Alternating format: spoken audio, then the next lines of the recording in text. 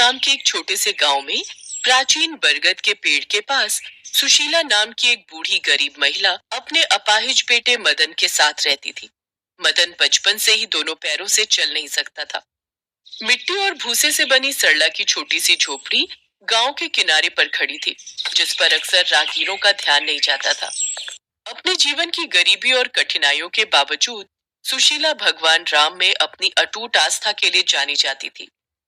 एक और दिन बीत गया और अभी तक मेरे भगवान राम नहीं आए हैं, लेकिन मुझे पता है कि वो आएंगे।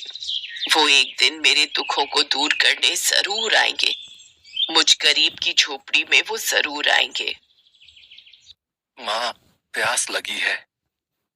हाँ बेटा, अभी देती हूँ, पानी भी और रोटी भी। ये रही राम जी की थाली और ये तेरी। माँ, मैं तुम्हें बचपन से उनकी थाली लगाते हुए देख रहा हूँ। माँ, क्या तुम्हें पक्का विश्वास है कि भगवान राम हमारी झोपड़ी में आएंगे? हाँ बेटा, मुझे पूरा विश्वास है। मेरे राम मेरी झोपड़ी में जरूर आएंगे। वो जानते हैं मैं उनकी प्रतीक्षा में आंखें बिछाए बैठी हूँ। उन्हें मुझे दर्शन देने आना ही होगा। हर दिन सुशीला अपनी झोपड़ी को साफ करती थी और अपने मिट्टी के बर्तन में चावल और दाल का एक छोटा सा हिस्सा पकाती थी, इस उम्मीद में कि राम जी उससे मिलने आएंगे। उसकी आस्था को लेकर गांव वाले अक्सर उसका मजाक उड़ाते थे, जिनमें गांव का जमींदार भी शामिल था। जब भी वो उस रास्ते से गुजरता, सुशीला को देखकर बहुत हंसता।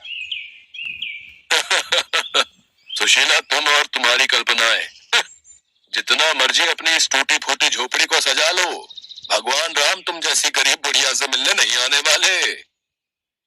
जमींदार साहब, आप जब भी इधर से गुजरते हो मुझे यही बात कहते हो। एक दिन ऐसा आएगा जब आप देखते रह जाओगे, जब मेरे राम मेरी झोपड़ी में आएंगे। मेरा दिल मुझसे कहता है कि राम आएंगे। उम्र के साथ साथ अक्सर ऐसा हो जाता है। खैर, हमें क्या, करो इंतजार, हम भी देखते हैं। अरे जमींदार साहब, क्या इन छोटे गरीब लोगों के मुंह लगना। चलिए, वहाँ पेड़ की छाया में खटिया लगा दी है। आप वहाँ आराम से पेड़ की ठंडी छाया में बैठो और ठंडी ठंडी हवा का आनंद लो। सुशीला को आदत थी रोजाना ऐसे ताने सहने की। वो किसी की भी बात का बुरा नहीं मानती थी। वो तो सिर्फ अपने प्रभु श्री राम की भक्ति में ही लीन रहती थी। एक दोपहर में जब सुशीला गांव के बाहर लकड़ियां इकट्ठा कर रही थी, दो युवा और सुंदर साधु साधारण कपड़े पहने हुए उसकी झोपड़ी के पास आए। उनकी उपस्थिति शांत थी और उनकी मुस्कान बहुत ही कोमल थी। माँ, क्या हमें थोड़ा पानी मिल सकता है? हम बहुत दिनों से यात्रा कर रहे हैं, हमारे पास पानी समाप्त हो गया है। हाँ हाँ मेरे बच्चों, कृपया अंदर आओ। भोजन का समय है। मैं तुम दोनों के लिए भोजन भी लाती हूँ और साथ में पानी भी। माँ, कौन आया है? बेटा, दो ऋषि पधारे हैं। यात्रा पर निकले हैं, इसीलिए कुछ देर यहाँ विश्राम करना चाहते हैं। ये मेरा बेटा है मदन। सुशीला भोजन की थाली लगाने लगी, तभी दूसरे युवा ऋषि ने सुशीला से पूछा, माँ, आपने भोजन की ये 3 थालियां क्यों लगाई हैं? हम तो केवल 2 ही हैं। बेटा, ये थाली भगवान राम के लिए है।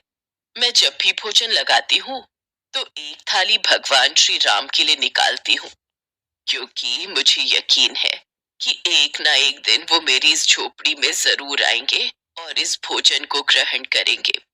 ये लो बेटा, खाओ। सुशीला की बातें सुनकर दोनों युवा ऋषि मुस्कुरा दिए। उन्होंने घंटों बातें की। युवा ऋषियों ने गांव, सुशीला के जीवन और राम जी के प्रति उसके अटूट विश्वास के बारे में उसकी कहानियां ध्यान से सुनी। जैसे ही शाम हुई, युवा ऋषि जाने के लिए खड़े हो गए।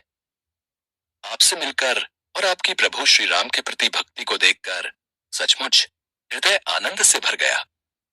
धन्यवाद। बस अब तो मेरी इच्छा है कि राम जी भी ऐसे ही मुझसे मिलने आए, जैसे आप आए हैं। तुम्हारी भक्ति जीत गई माँ।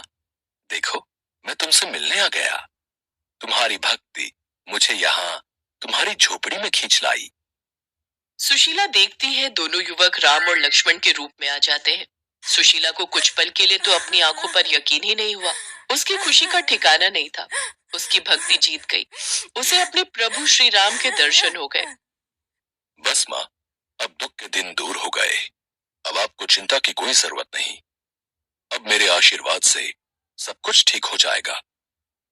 भगवान श्री राम आशीर्वाद का हाथ उठाते हैं। मदन के पैर ठीक हो जाते हैं और वो उठकर खड़ा हो जाता है। वो भी हाथ जोड़कर भगवान श्री राम और लक्ष्मण के सामने खड़ा था। सुशीला की आंखों से आंसू बहते ही जा रहे थे। देखते ही देखते सुशीला की झोपड़ी सोने की हो गई। उसके घर में धन भंडार भर गए। उसकी झोपड़ी में राम आ गए।